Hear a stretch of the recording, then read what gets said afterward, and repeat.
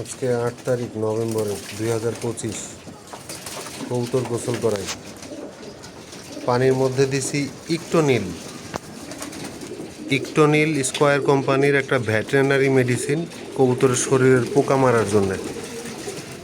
ইকটোনিল ভেট দিছি। আমার এই ট্রেটা বেশ বড়, এখানে মিনিমাম 40 লিটার পানি আটে।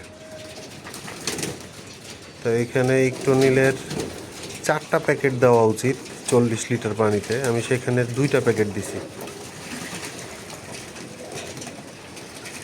নেক্সট গোসলের দিন আবার 4টা প্যাকেটই দিব, আমার কাছে নাই সেজন্য দিছি কম।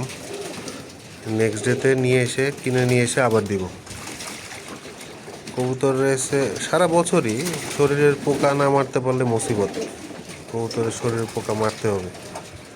বিভিন্ন ধরনের স্প্রে পাওয়া যায় মারার জন্যে, এবং গোসলের পানির সাথে ইকটোনিলটা দিছি। ইকটোনিলটা সেফ, যদি কবুতর এই পানি খেয়েও ফেলে ইনশাল্লাহ সমস্যা হবে না।